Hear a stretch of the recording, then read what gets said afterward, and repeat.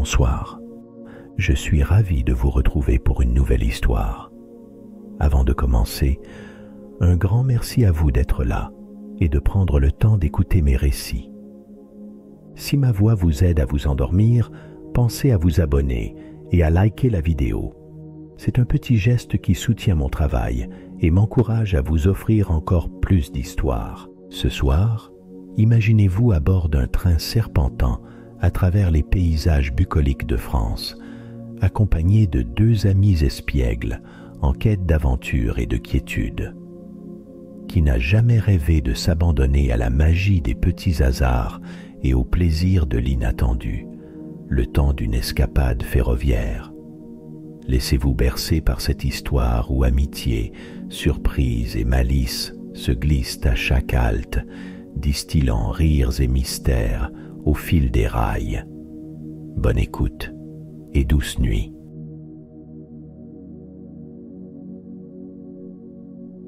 Un rayon de lumière discret filtrait par le rideau froissé, révélant la manche d'une vieille carte posée sur la table en bois.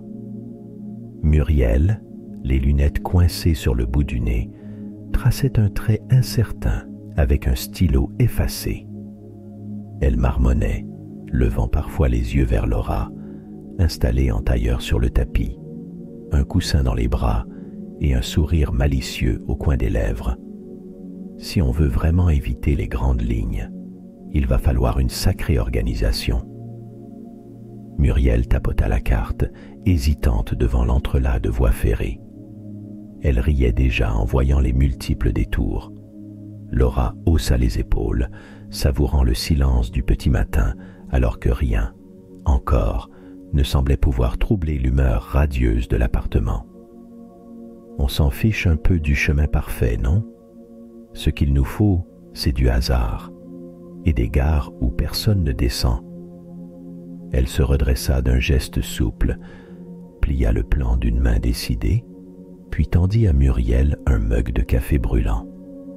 Les saveurs amères réveillèrent tout à fait le duo, qui se regarda dans la pénombre, avec l'excitation des départs qui ne demandent pas à être raisonnés. La vieille valise de Muriel, couverte d'autocollants effacés par le temps, claqua à la fermeture. Les deux amies n'emportaient que le minimum.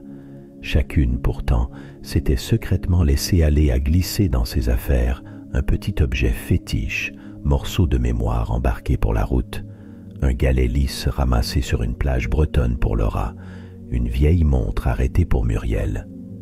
Le portail claqua dans la douceur de l'aube. Sur le trottoir, la fraîcheur mordait légèrement la peau. Un taxi patientait sans klaxon, comme s'il avait compris la solennité discrète du moment. Elles gagnèrent la gare blottie côte à côte, évitant la parole pour préserver l'équilibre fragile du rêve qui se concrétise. La ville, à cette heure, était un décor juste pour elle. Le hall, tout en écho mat et en lumière dorée, résonnait du pas pressé de quelques voyageurs, mais Muriel ralentit. Elle posa la main sur l'épaule de Laura. « Regarde-nous, on dirait deux étudiantes en goguette. Sauf qu'on sait déjà ce qu'on veut et ce qu'on ne veut plus. » Dans le premier wagon, les sièges bleu nuit leur parurent somptueux et tout à fait adaptés à l'aventure. Laura s'installa près de la fenêtre, croisa les bras sur le sac, contemplant la voie qui s'étirait. Muriel, après avoir vérifié que tous leurs billets étaient bien à leur place, laissa son regard se perdre sur le paysage, en attente derrière la vitre. Le train s'ébranla doucement. Les deux femmes sentirent le roulis naître, chassant d'un coup les hésitations et les raisons de ne pas partir. Le bruit des rails, régulier, les enveloppait comme une promesse de lenteur, tandis que la ville s'effaçait déjà, laissant place, tout au fil du matin, à des frondaisons vert tendre, à des toits de tuiles égarées, à la buée sur l'herbe et au ciel immense. « On n'a pas noté notre première escale, je crois, » murmura Laura, mi-moqueuse, mi-songeuse. Muriel répondit par un clin d'œil ravi. « Et si on descendait n'importe où ?» Traversée par un frisson d'audace silencieuse, Elles observèrent le déploiement du paysage, goûtant cette liberté nouvelle qui leur allait si bien. Au fil des kilomètres, le silence s'épaissit, riche de pensées fugaces et de possibles suspendus. Le sac de Muriel glissa un peu, laissant échapper la vieille montre sans tic-tac qui roula sur la banquette, faisceau de lumière têtu sur le cadran figé à 7h48. À la première halte, un signal grésille dans tout le wagon pendant que le train ralentit. Les plates-bandes fleuries d'une minuscule gare s'ouvrent devant elle, quelques maisons blanches, un couple de chiens endormis sur un banc. Muriel et Laura descendent à la volée, hilares et un peu surprises par le silence matinal. L'air sent la rosée, un peu de pain grillé et de tilleul. Dans la rue principale, les volets sont encore fermés, mais une boulangerie pavoise son parfum beurré jusqu'au trottoir. Muriel lorgne la vitrine, brioche ventrue, pain tressé, une tarte aux myrtilles.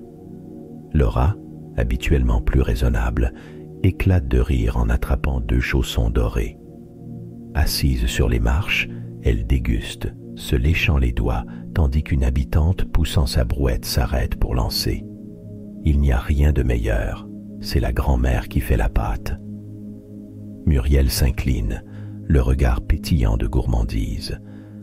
Le train suivant n'attend presque pas, à peine le temps de s'installer dans un autre compartiment qu'il repart, brassant paresseusement la campagne, l'enfilade des vergers et les ombres bleutées des sapins. Muriel repère chaque passager avec sa curiosité de sociologue en vacances. Elle invente à voix basse la 6e d'un vieil homme au béret, puis celle d'une maman tatouée qui rit tout bas avec son enfant. Sa vivacité amuse Laura, qui préfère observer les paysages, les gestes minuscules dehors, une robe qui sèche au soleil, des moutons couchés en chevron. Face à l'émerveillement tranquille de son amie, Muriel se sent propulsée 30 ans en arrière. Elle repense à leurs veillées étudiantes, puis s'étonne de voir combien le temps n'a finalement rien émoussé de leur complicité. Tu te rappelles le canapé jaune chez Evelyne, ce thé brûlant renversé partout? Laura secoue la tête, sourit et ajoute: Je me souviens surtout de ta tête quand tu as prétendu que c'était un style. Les souvenirs ricochent, la cabane sous la pluie, les vélos dans le vent, l'impression d'être toujours ailleurs. Lors d'un nouvel arrêt, elles osent s'aventurer hors de la gare. Cette fois, un marché coloré envahit la place. Olives piquantes, fromages austères, fleurs sauvages. Un marchand en salopette leur propose de goûter un crottin crémeux. Muriel s'exécute, grimace de surprise. Laura, elle, achète doucement une botte de basilic. Pour le parfum, pas pour la cuisine, s'amuse-t-elle. Elle devise avec les étals, accepte un verre de cidre pétillant et s'étonne de la subtile douceur du matin. À chaque table croisée, café rikiki à nappe cirée, terrasse plantée sous des glycines, elle s'invite à l'insolite. Un chien somnole, une vieille dame tricote un bonnet improbable pendant que Muriel, bravache, engage la discussion. Laura s'amuse en spectatrice bienveillante, ponctuant les récits de son ami de clins d'œil malicieux. Le rythme des trains façonne leur itinéraire sans qu'elle n'y prête vraiment attention. Descendre, marcher, goûter, repartir. À chaque nouvel arrêt, le hasard du pays leur tend une surprise. Un bouquet de fenouil du potager, un minuscule musée d'outils miniatures, une onde de musique surgit d'une fanfare inattendue. Dans le wagon, Muriel choisit leur place à proximité d'un homme au chapeau melon et d'une jeune femme à lunettes rondes. Elle s'amuse à deviner leur histoire, soupire parfois d'aise devant l'évidence de cette liberté. Laura, le visage appuyé contre la vitre, murmure: « On aurait dû faire ça plus tôt. » Mais Muriel préfère laisser le moment les envelopper, sans autre regret que celui de bientôt refermer la parenthèse. 3 arrêts plus tard, le ronron régulier du train s'est imposé comme un papier peint sonore, dont les variations infimes enchantent Muriel. Elle s'est levée dans le fauteuil raide, les mains croisées sur un cabas de marché. Autour d'elle, le wagon s'est vidé puis rempli, certaines silhouettes ayant disparu sous la lumière dorée d'une gare. D'autres surgis comme des ombres jetées dans la cabine. Mais une silhouette, plus discrète que toutes les autres, a retenu son attention sans qu'elle sache expliquer pourquoi. À 3 rangs de sièges derrière elle, un homme, la cinquantaine anonyme, le menton dissimulé sous le col d'un manteau gris, scrute le paysage ou feuillette un carnet à la couverture roussie. Il n'a glissé ni mot ni regard vers les 2 amis, mais sa constance intrigue Muriel. Elle le distingue à peine dans le reflet de la vitre. Pourtant, chaque fois qu'elles se sont levées, que ce soit pour acheter un journal ou changer de compartiment à l'un de ces arrêts capricieux, il disparaissait lui aussi sur le quai, toujours un peu en retrait, effleurant les murs, gardant ses distances. Lorsqu'un nouveau village déroule ses toits bruns sous leurs semelles, Muriel s'immobilise devant l'évidence. L'homme descend, hâtif et prudent, adoptant le même rythme que le leur, sa silhouette absorbée par la foule menue. Elle sent un frisson d'excitation, cette vieille sensation naïve d'être lausivement suivie dans un roman où rien de mal n'arrive jamais, mais tout peut s'enclencher. Au retour, la question pulse entre ses tempes. Tandis que Laura sirote un thé tiède attrapé au buffet de la gare, Muriel s'approche à mi-voix. « Dis-moi, tu n'as rien remarqué d'étrange avec le type en manteau gris, celui qu'on croise à chaque arrêt, sans jamais le voir vraiment partir. » Laura pose sa tasse, hausse doucement les sourcils, le regard pétillant d'une ironie légère. Elle refuse l'alarmisme un instant, laisse un sourire s'installer, puis feint l'indifférence. « J'espère au moins qu'il ne traque pas les amatrices de brioche et de basilic. » Elle rit doucement, s'étire sur le banc et balaye la question d'une pirouette affectueuse. Comme si le sujet devait fondre sous la chaleur du souvenir, Laura l'entraîne aussitôt sur des territoires plus familiers. « Tu te rappelles le vieux bus jaune pour aller nager le dimanche matin ?» Elle agite la main, dessinant en l'air la cadence capricieuse des départs, les luttes pour un siège à la fenêtre, les chaussettes mouillées dans le fond du sac. Muriel vacille entre vigilance et abandon. Le manteau gris flotte encore à la lisière de ses pensées, mais le rire de Laura l'emporte bientôt ailleurs. Elles évoquent, dans le même souffle, le bruit du grenier chez les grands-parents, les carnets secrets dissimulés entre 2 dictionnaires, et ces jeunes années où chaque inconnu semblait annonciateur d'une énigme passionnante. Laura évoque son propre goût du mystère, mais l'assaisonne d'une désinvolture gourmande. Ni détective ni victime, nous sommes juste 2 passagères un peu rêveuses, non? La fenêtre s'ouvre sur l'arrivée d'un nouveau village. Un clocher file sous le bleu du ciel, des enfants courent sur un quai minuscule. L'homme au manteau gris s'est à nouveau fondu parmi les voyageurs, à l'abri de leur conversation soudain légère. Les souvenirs font boule de neige. Muriel rit, mais demeure attentive, gardant en revers de son esprit le fil ténu d'une histoire qui semble tout à coup les choisir elles. Le train reprit sa danse molle à travers champs, fenêtres grandes ouvertes sur la rumeur des herbes fauchées. Muriel s'était perdue un moment dans la contemplation d'un verger en déclin, quand son regard revint, presque machinal, vers la banquette grise du compartiment arrière. Là, l'homme feuilletait un livre à la couverture familière, le pouce posé exactement sur la page où, elle aussi, s'était attardée des semaines plus tôt. Elle cligna plusieurs fois, incertaine d'y croire. Un roman à la reliure crème, orné d'un discret papillon bleu. Comment se pouvait-il qu'un inconnu lise le même titre aussi singulier qu'elle, dans un train improbable. L'étrangeté ne l'inquiétait pas. Au contraire, elle flaira une coïncidence exquise, voire une sorte de signe à déchiffrer. « Laura, regarde » murmura-t-elle en se penchant vers son amie. Laura referma la croix de son tricot sur les genoux, l'air complice. « Tu veux dire l'homme invisible qui n'a rien demandé à personne ?» Muriel secoua la tête, agacée par le scepticisme taquin de Laura. « Mais tu ne trouves pas curieux qu'il lise ce livre-là? Exactement celui que j'ai fini la semaine dernière. Tu te souviens ?» Le train ralentit un instant, traversa un village somnolent sous les glycines. Au fond de l'allée, l'homme en manteau gris hocha imperceptiblement la tête, happé par sa lecture.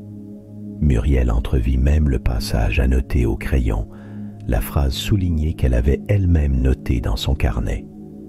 Les nerfs aux aguets, elle se demanda si tout cela était le fruit d'une simple projection, ou si une logique plus mystérieuse tissait les fils du réel autour d'elle. Laura attrapa sa main, frotta le bout de ses doigts frileux. « Tu vas finir par inventer un double littéraire à chaque passager, ma vieille, mais je t'encourage, vraiment. Que penses-tu qu'il lit en ce moment précis ?» Muriel rougit.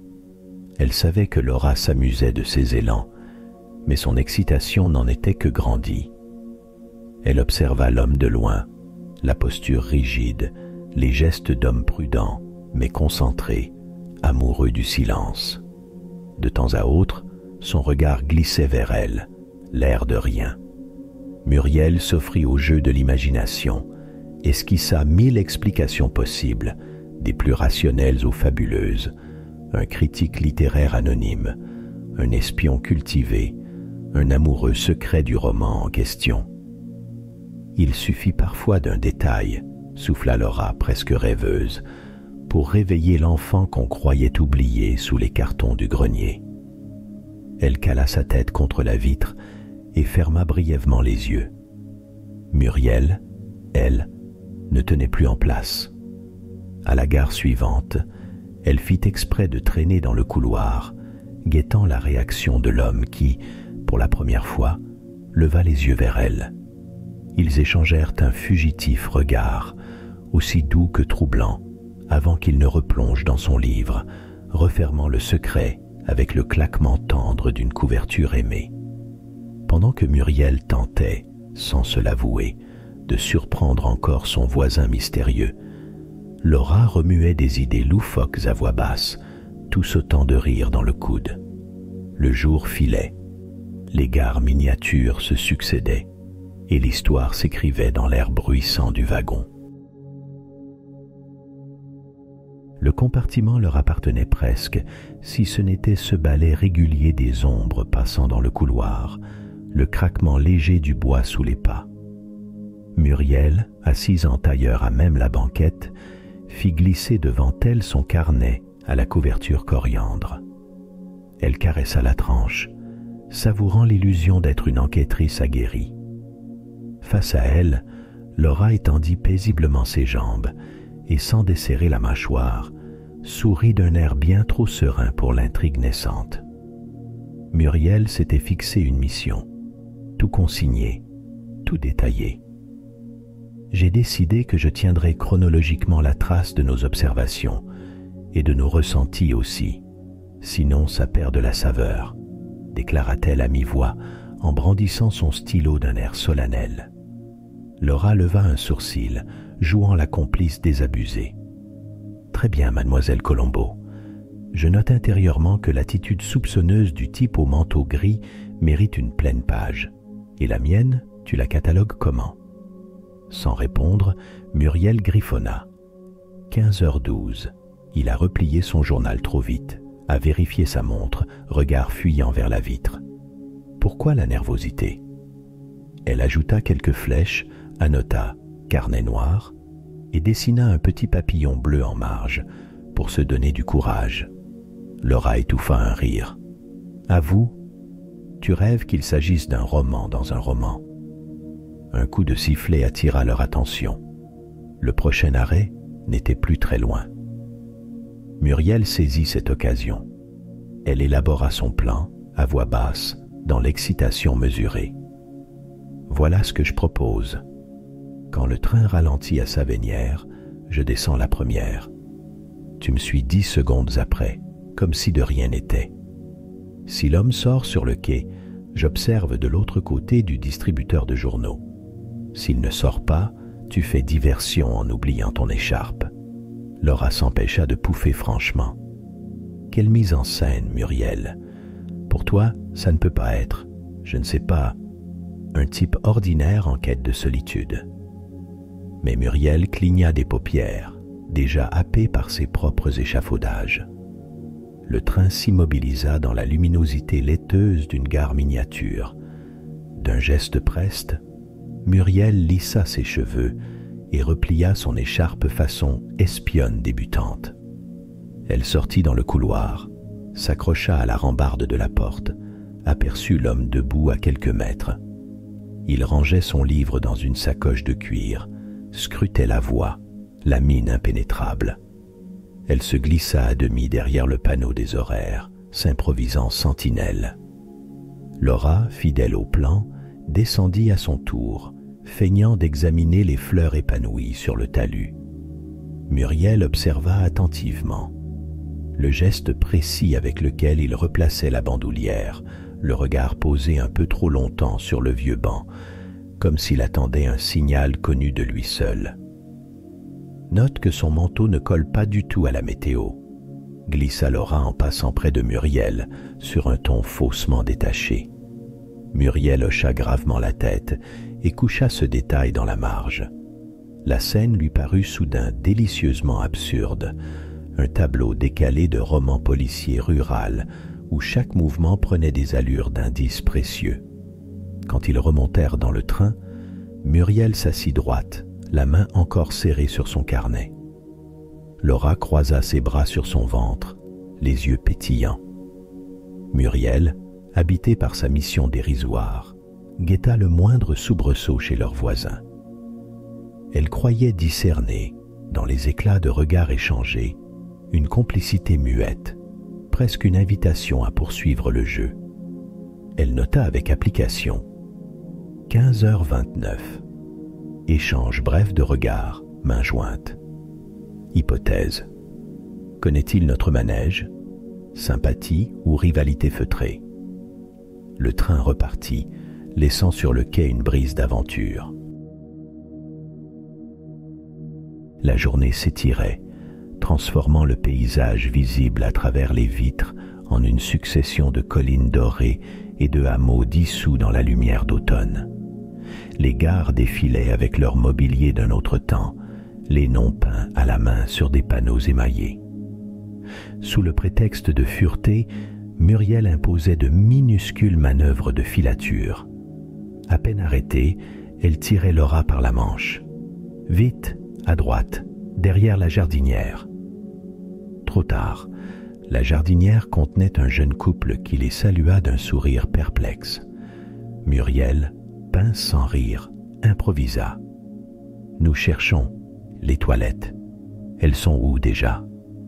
À chaque passage de contrôleur, Muriel guettait l'homme au manteau gris qui semblait toujours, mystérieusement, s'être organisé pour descendre du wagon quelques minutes avant ou après elle.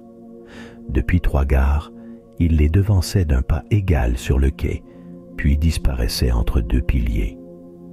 Laura s'amusait ouvertement. Parfois, lorsque la consigne du jour était de jouer la discrétion absolue, elle forçait le trait. Clignant exagérément de l'œil à chaque agent SNCF, elle glissait des répliques chuchotées. Faut-il lui donner du code Morse?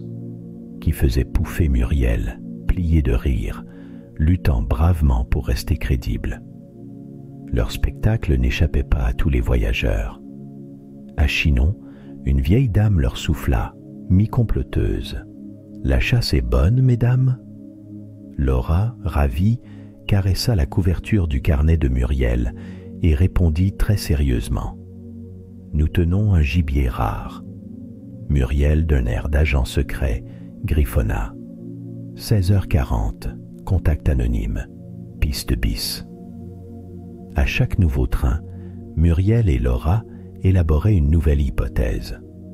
Je te parie qu'il est testeur de croissants régionaux, ou il cartographie les bancs publics de France. Hémiplégique des sentiments, poursuivi par son double, c'est évident, murmura-t-elle, accroupie derrière une colonne, alors qu'un autre train sifflait son entrée en gare. Laura avançait parfois des idées extravagantes. Il est clandestinement anthropologue. Tu l'as vu, comme il jauge la densité des pigeons sur les quais selon le fuseau horaire.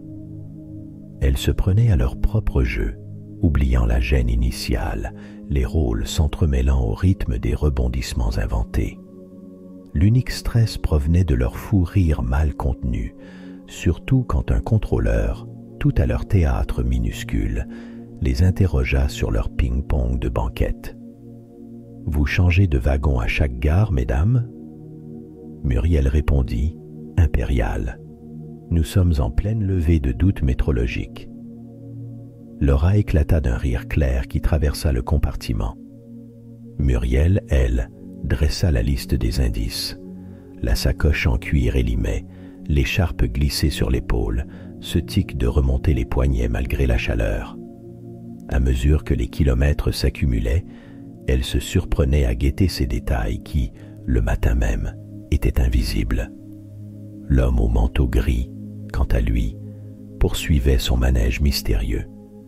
Parfois, il croisait leurs regards et esquissait à peine un sourire en coin, léger, presque complice. Il semblait deviner les jeux de Muriel, y répondre d'un battement d'œil secret. Mais jamais il n'accélérait, ni ne changeait brutalement de comportement. Toujours dans leur sillage, placide et insaisissable. Au fond, c'était moins lui qu'elle poursuivait que le frisson du mystère, cette complicité qui les enivrait, ce goût enfantin du soupçon qui ne tourne jamais à la peur. Muriel frotta la tranche de son carnet, un sourire contenu sur les lèvres, tandis que Laura glissait doucement sa main dans la poche de sa veste, caressant l'ébauche d'un plan dont elle seule connaissait déjà la fin. Il était déjà tard lorsque le train s'immobilisa devant la minuscule gare de Saint-Père-aux-Bois. D'un même geste, Muriel et Laura ramassèrent leurs sacs, le plan du soir bien clair dans l'esprit de Muriel. Sous les lampadaires jaunes, chacune de leurs ombres semblait avancer d'un pas assuré vers le hall désert, au carrelage émaillé d'écho. Sur la petite estrade où trônait la machine à café grinçante, le manteau gris apparut, fidèle silhouette. Muriel hésita d'abord sur la marche à suivre, jusqu'à ce que Laura déclare d'un ton tranquille. « Besoin d'un décaféiné magique, ce n'est pas ton heure d'espionnage ?» La provocation était douce. Muriel s'avança donc, le cœur battant plus vite qu'elle ne voulait l'admettre. L'homme fouillait sa poche à la recherche de pièces, son dos large et tranquille, tourné vers la salle d'attente vide. Muriel fit mine d'observer le choix des boissons, puis glissa, l'air de rien. Elle bloque toujours au niveau du sucre, cette fichue machine, je me fais avoir à chaque fois. Sa voix paraissait étrangère dans le calme piqué de gouttes d'eau tombant du toit. S'attendant à n'obtenir qu'un silence, elle le vit pourtant pivoter dans un léger froissement de laine. Le regard de l'homme s'ancra dans le sien, d'un bleu un peu fatigué, traversé d'une lumière douce qui tranchait avec sa distance habituelle. Sur ses lèvres s'afficha un sourire effleuré, presque mélancolique. Il répondit « C'est la part d'imprévu qui donne au voyage la saveur qu'on n'attendait plus. » La phrase resta en apesanteur autour d'eux, plus dense que ce qu'elle portait en mots. Muriel sentit, l'espace d'un instant, la curiosité céder à un frisson différent, une sorte de reconnaissance explicite. L'homme glissa ensuite sa monnaie dans la fente, sélectionna un expresso et, d'une voix plus basse mais audiblement ironique, ajouta « Comme les trains que l'on ne prend pas, ils défilent et laisse toujours une odeur de café brûlé dans le hall. Il la salua d'un léger signe de tête avant de s'éloigner tranquillement dans la nuit, la main serrant le petit gobelet de plastique. Muriel resta quelques secondes immobile, tenant la promesse de l'énigme entre ses phalanges repliées. Puis elle revint vers Laura, victorieuse, un éclat étrange au fond des yeux. Laura n'eut qu'à voir son sourire pour comprendre qu'il s'était passé quelque chose. Alors, détails, indices, révélations, demanda-t-elle à demi-voix. Figure-toi qu'il a laissé échapper une sorte de haïku ferroviaire.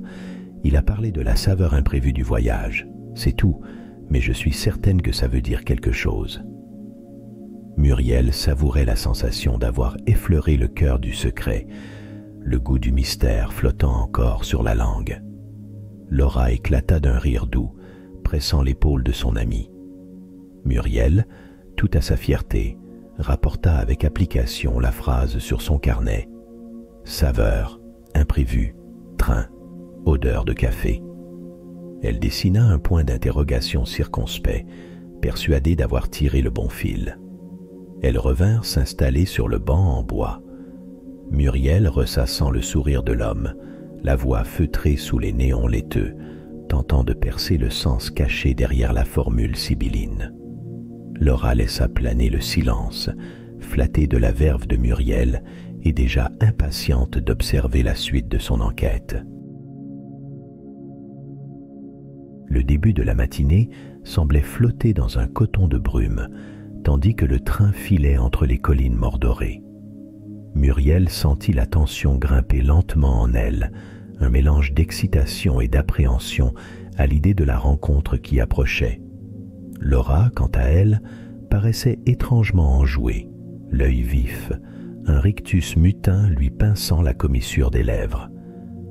Muriel relut les notes griffonnées dans son carnet.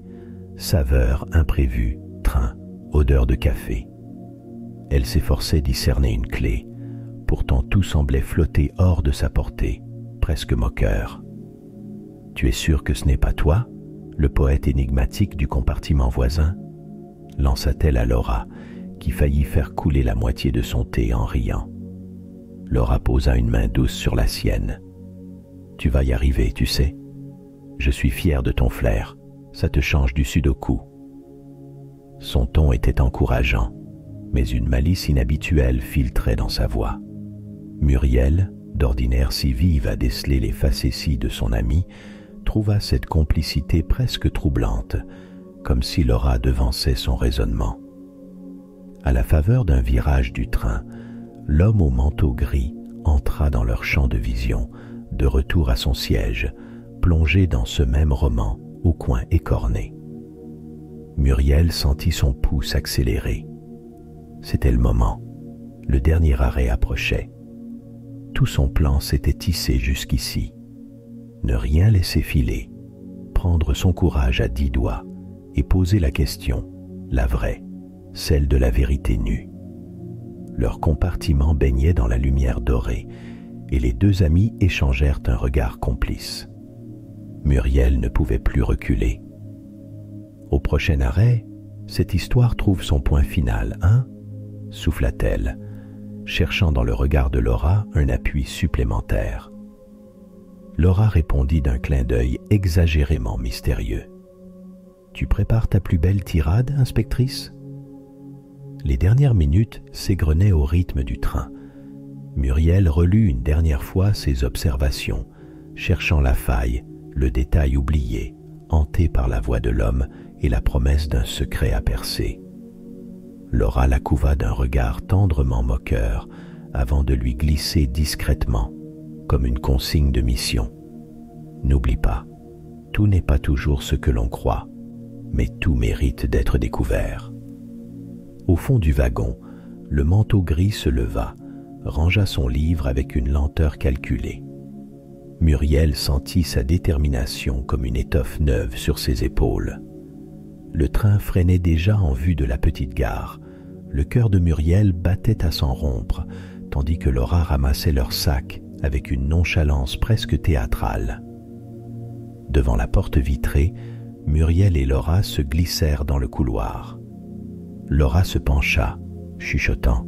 « Souris, tu n'as jamais été aussi vivante. » Un silence, puis un clin d'œil malicieux. « La scène t'attend. »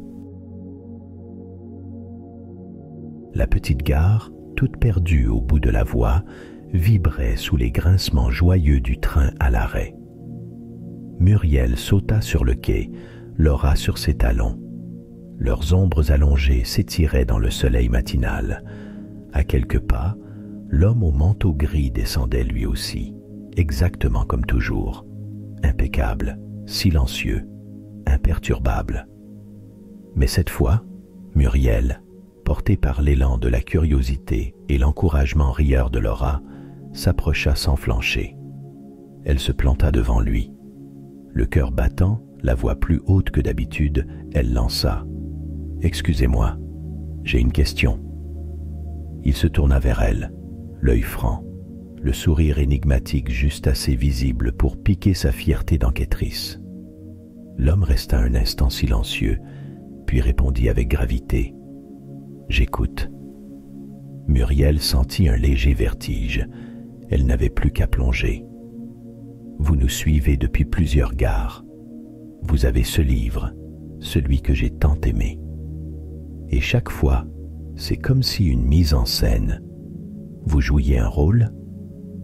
Elle réalisait la portée de ses propres mots, soudain gênée de sa bravade. Le silence n'eut pas le temps de s'installer. Laura éclata de rire, un petit éclat en cascade, trop cristallin pour cacher complètement autre chose derrière l'espièglerie.